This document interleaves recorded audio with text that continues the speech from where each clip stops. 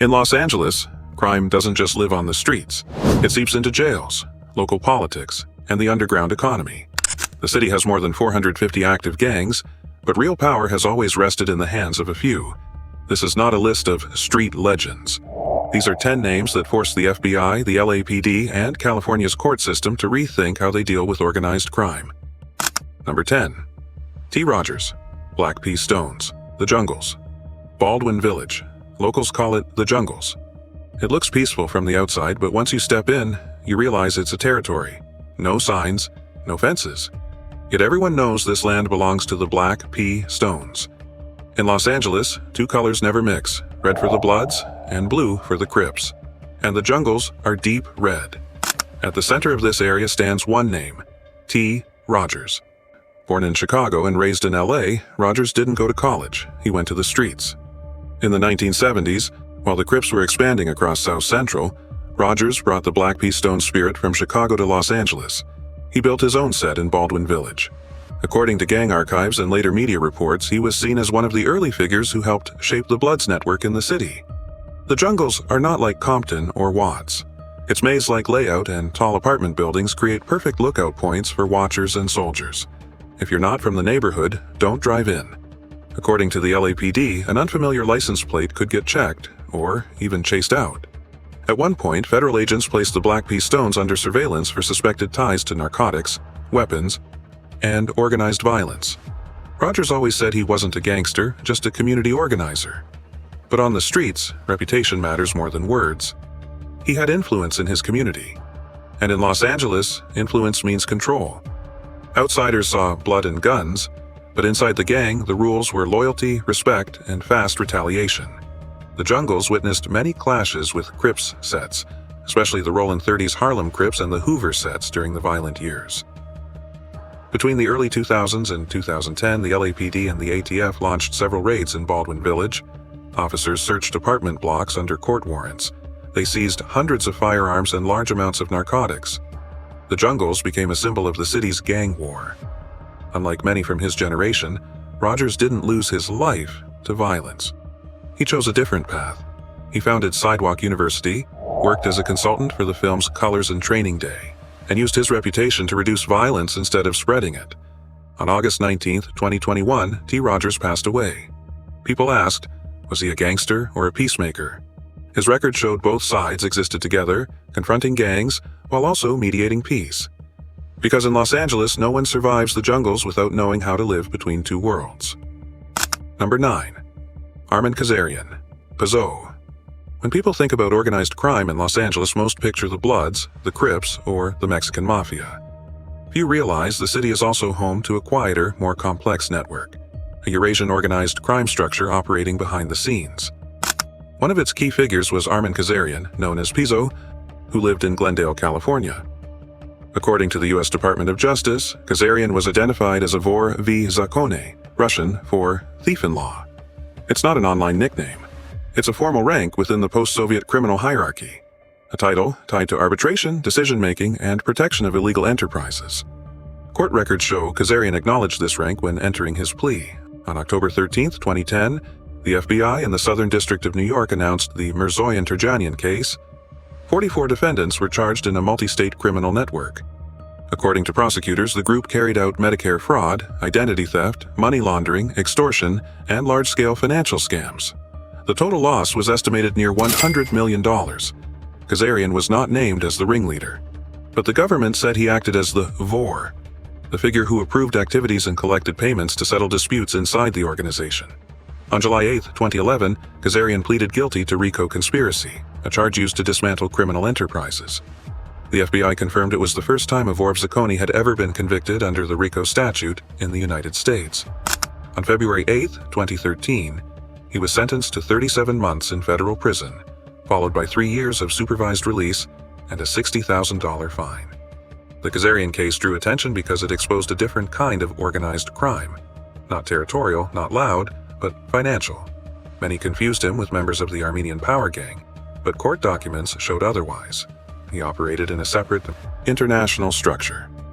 Still, both the Mirzoyan-Turjanian network and Armenian power were active in Los Angeles County, especially around Glendale and East Hollywood. That's why their names were often mentioned together in media reports. Kazarian didn't move through gunfire or street wars. Investigators tracked him through wire transfers and internal disputes, not bullet casings. And that's why his name belongs on this list, not for visible violence, but for his quiet influence over Los Angeles' underground economy. Number 8. Ruben Cavazos, Mongols MC. Ruben Cavazos wasn't taken down by law enforcement first. He lost his position because of power struggles inside the Mongols Motorcycle Club. According to federal records and testimonies from former members, Cavazos was one of the few leaders ever removed by his own organization before the government stepped in. Cavazos joined the Mongols as an ordinary biker from East Los Angeles, then climbed all the way to international president. But trouble began with how he led. According to court filings and testimonies from Operation Black Rain in 2008 conducted by the ATF, Cavazos expanded membership too quickly. He allowed people to join without strict screening. What was once a brotherhood built on discipline, loyalty, and hierarchy became a tool for his personal gain. Internal factions accused him of putting money and power above the patch. One quote, repeated in media coverage by members who opposed him, summed it up: "He sold the Mongols to buy himself." But internal collapse wasn't the only threat. The ATF had been there all along. During Operation Black Rain, federal agents infiltrated the Mongols for years, earning their patches step by step, climbing the ranks inside the club. The later RICO indictment listed narcotics, firearms, assaults on rival gangs, coercion, and extortion as part of the organization's enterprise system. Prosecutors said Cavazos used his position as president to shield these criminal operations. In 2008, more than 60 federal warrants were executed. Cavazos was arrested. In January 2009, under sealed records later made public that year, he pleaded guilty to RICO conspiracy. According to the LA Times and Associated Press, the possible sentence ranged up to life in prison. In 2011, he received 14 years in federal custody. However, Cavazos' most significant impact wasn't his prison term, it was a legal war over the Mongols logo. While still in charge, he had registered the Mongols trademark under a corporate entity tied to himself. After his conviction, the federal government attempted to seize that logo, arguing it was an instrument of organized crime under RICO law. That battle became larger than one man. It turned into a constitutional question. Could the government erase an entire organization by confiscating its symbol? The Ninth Circuit Court of Appeals ultimately rejected the seizure request, ruling that the government could not eliminate a group's identity through forfeiture. Ruben Cavazos was not the Mongols' most feared gunman, but his danger came from something else, and he turned power into property and nearly wiped an entire motorcycle club off the map of the United States with a single signature. Number 7. Raymond Washington, co-founder of the Crips. Raymond Washington didn't create the Crips to become a legend. He created it to claim the streets. To understand how one of Los Angeles' most powerful gangs began, you have to start here. The Crips were built to control territory, not to follow an ideology. In the late 1960s, Washington was still a teenager in South Central Los Angeles. He grew up without a father, surrounded by older street groups like the Slossons and the Avenues. From them, he learned one rule: power belongs to those who act first. When the older groups began to fade, Washington gathered his friends near Fremont High and Washington High. They called themselves the Baby Avenues, separating from their old set to form their own. That was the first real step. Instead of just hanging out, Washington built structure. Every small crew had to stay loyal to one shared flag. In 1971, he expanded the model, forming a loose alliance of crews that operated like franchises. Anyone flying the blue color was considered a Crip, as long as they fought together, shared the territory, and didn't turn against the system. Around that time, Stanley "Tookie" Williams from the West Side joined forces. They didn't sign a deal. One handshake was enough. The Crips spread rapidly, not as a single gang, but as a network. That same model gave birth to their rivals. The Crips grew so dominant that smaller groups banded together to survive. Crews like Piru Street, Brims, and Denver Lanes united under one name: the Bloods. What began as self-defense soon became open warfare. The Crips were no longer a gang. They were a formula, a strategy replicated by others. Washington didn't preach ideology, he enforced rules. Follow the Crips and you're protected. Stand against them and you're crushed. In 1974, Washington was arrested for robbery and sent to dual vocational institution. Behind bars, he lost control. The Crips expanded too fast, splitting into dozens of independent sets. Without a single leader, they began turning on each other.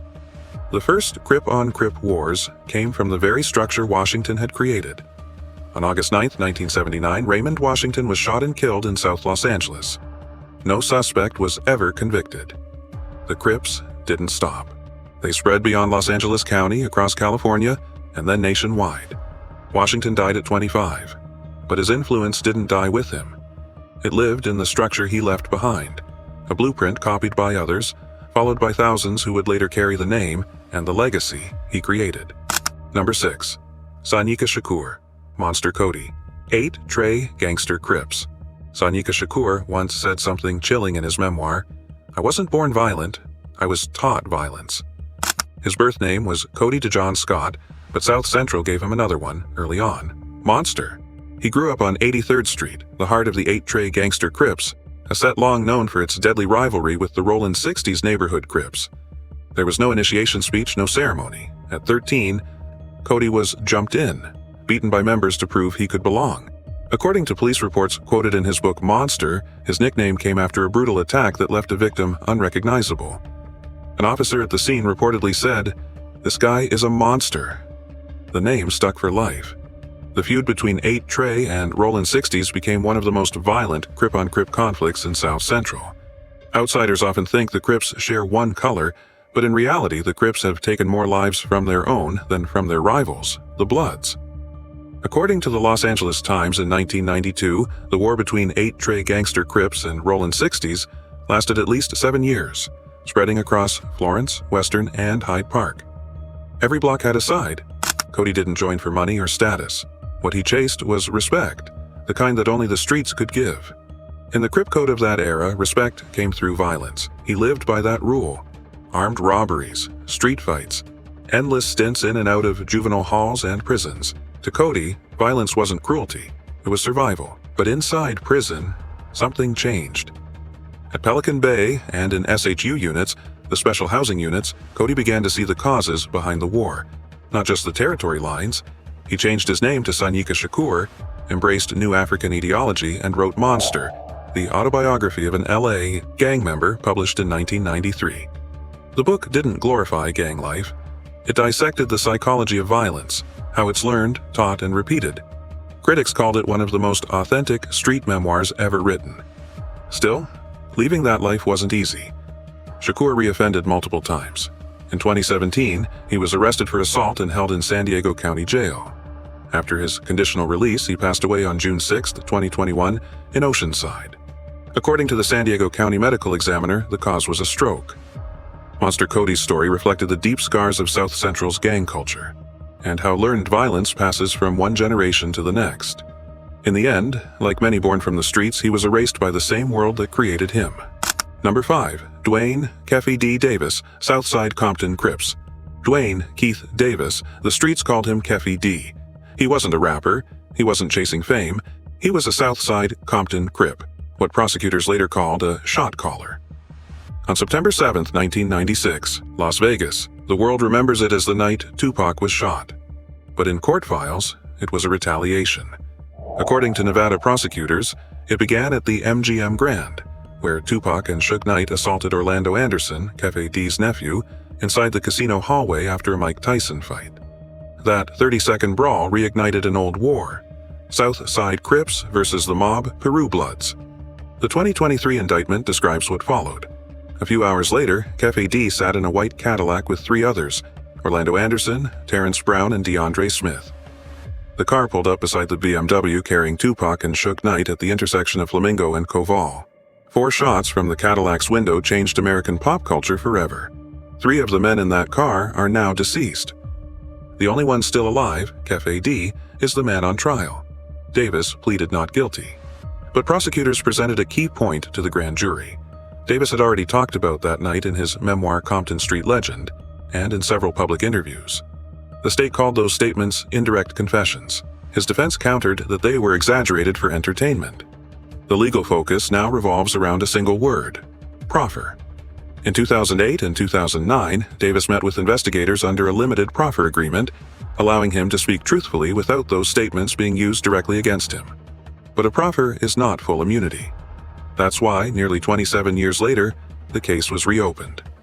As of 2025, Keffe D remains in custody awaiting trial. His bail request was denied, with the court citing potential risks to witnesses. Separately, in 2025, he received a 16 to 40-month sentence for a jailhouse altercation unrelated to the Tupac case. To prosecutors, Keffe D is the orchestrator of a gang-motivated retaliation. To his attorneys, he's still presumed innocent until proven guilty. And to the streets of Compton, he remains part of Southside Crips history. The final truth will come from the court. But one thing is already clear: sometimes, what brings a man down isn't the weapon in his hand. It's the words from his own mouth. Number 4. Rene Boxer Enriquez, La M, the Mexican Mafia. Rene Boxer Enriquez was never the top boss of the Mexican Mafia. He was something more dangerous. He was inside La M, and then he walked away. In the world of organized crime, rising to the top is rare, but betraying it and surviving? Almost unheard of. Enriquez was born in 1962 and grew up in the harbor area of Los Angeles. He joined the West Side Wilmus gang as a teenager, was arrested, and sent to prison, where La M noticed him. The Mexican Mafia wasn't a street gang. It was a system that ruled the Sureños, both inside and outside California's prisons.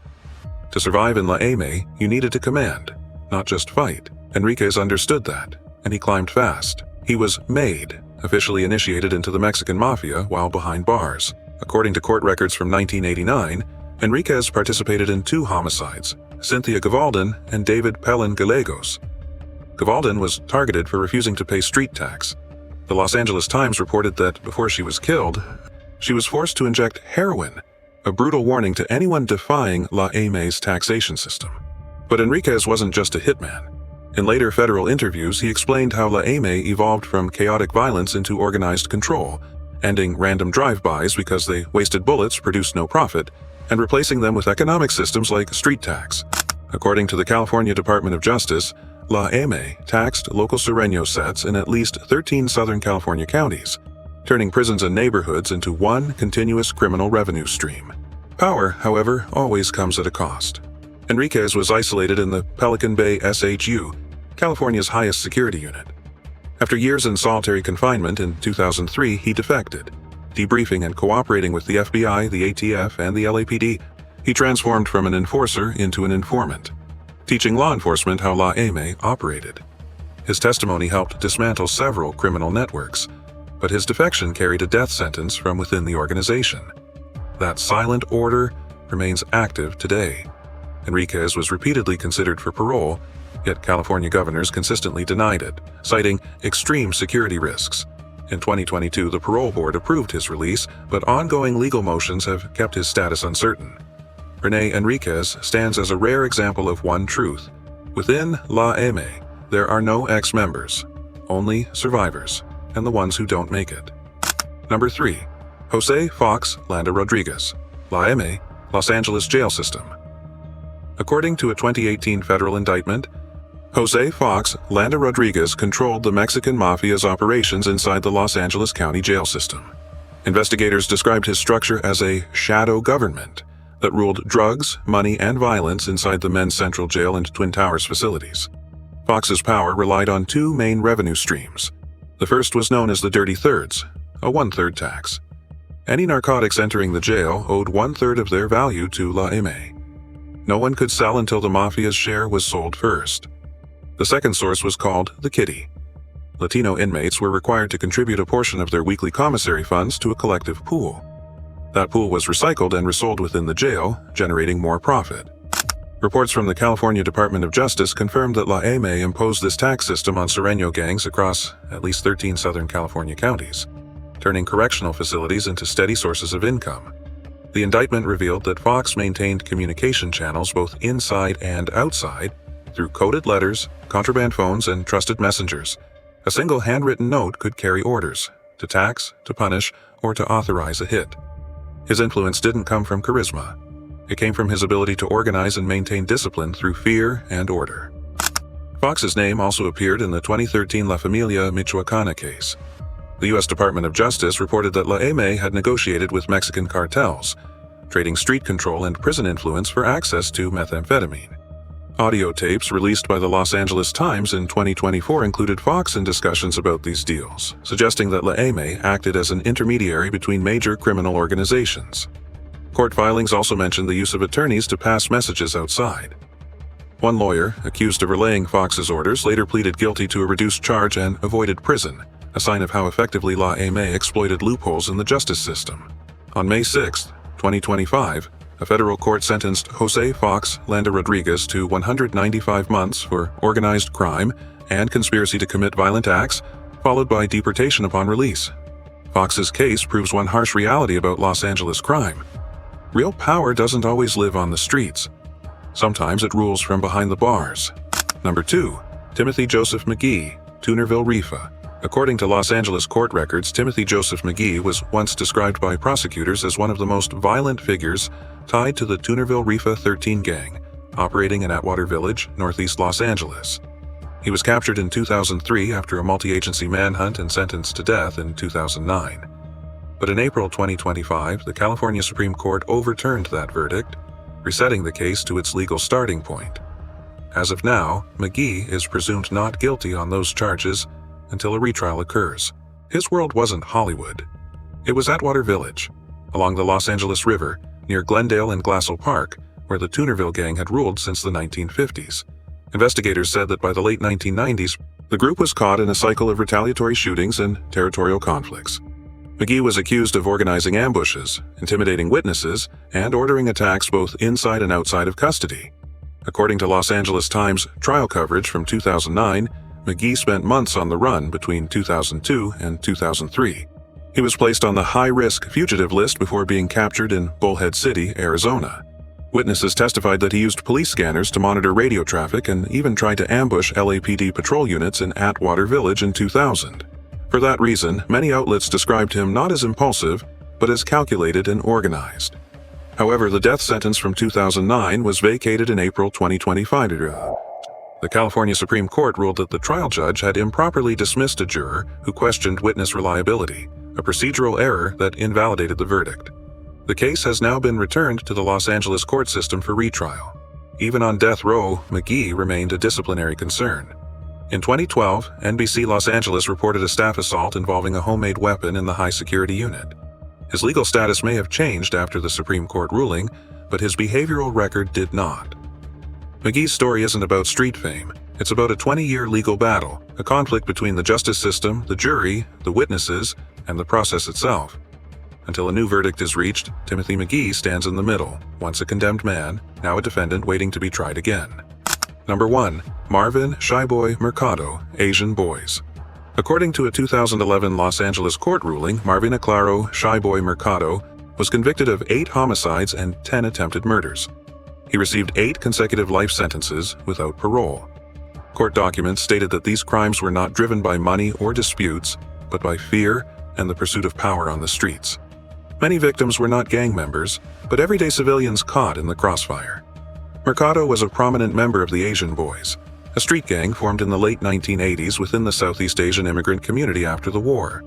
From Long Beach, the group expanded into the San Fernando and San Gabriel valleys. By the mid-1990s, the Asian Boyz became known for a chilling pattern: shoot first, talk later. According to prosecutors, the summer of 1995 marked the height of that violence. On August 1, 1995, along Interstate 10, 3 men, Chengpeng, Paul Vu, and Ben Liao, were fatally shot after being followed from a cafe in El Monte. None of them had any gang affiliation. 4 months earlier, on April 14, 1995, 2 men were killed at the Valerio Gardens apartments in Van Nuys, while Irene Petit, a bystander, was struck and lost her life. Prosecutors described these incidents as random acts of intimidation. The case also involved witness silencing. In 1996, Ku Dung, a member of the Asian Boyz, was found dead one day before he was set to testify. Prosecutors said it was meant as a warning to protect Mercado and his associates, helping them stay hidden for years.